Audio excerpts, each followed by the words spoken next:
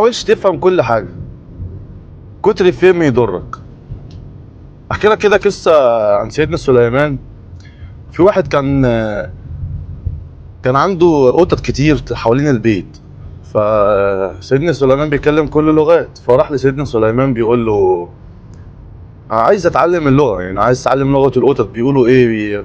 فقال له ليه؟ يعني قال له عشان ابقى عندي درايه حواليا قطط كتير، فعايز اعرف هما بيقولوا ايه. المهم سيدنا سليمان فعلا علمه، وبعد ما اتعلم بقى يروح البيت عنده يسمع القطط بتقول ايه. فلقى القطط جعانه وبتقول لبعضها احنا جعانين هناكل ايه النهارده. فقال لهم ما تخافوش، صاحب البيت عنده فرخه هتموت بكره وهناكلها. صاحب البيت سمع الكلام ففهمه، فراح واخد الفراخ، راح واخد الفرخه وراح جرى على السوق وراح بيعها، وراح راجع تاني البيت. لا القطط بتقول طب وهنعمل ايه دلوقتي؟ صاحب البيت قالت له ما تقلقش، ما تقلقوش، بكره هن هيموت الخروف اللي عند صاحب البيت وايه، وهيرموه لنا وهناكله. صحي تاني يوم الصبح خد الخروف وراح جرى على فين، على السوق، راح بايعه. المهم فرجع فعايز يعرف بقى في ايه بالظبط. فالقطط بتتكلم مع بعض فبيقولوا طب هنعمل ايه دلوقتي؟ ده باع الخروف كمان. ما تخافوش ما تقلقوش، ايه القطط برضو مع بعض.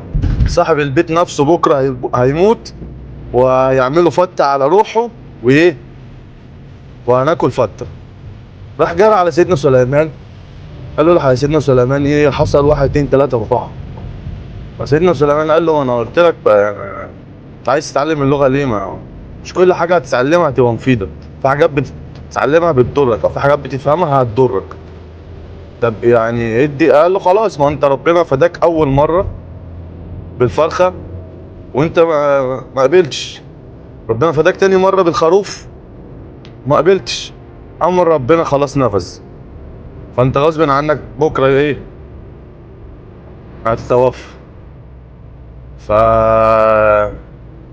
بلاش نعرف كل حاجة، وبلاش نبقى عاملين نفسنا يعني فاهمين كل حاجة، عشان كل حاجة هتفهمها هتتعبك.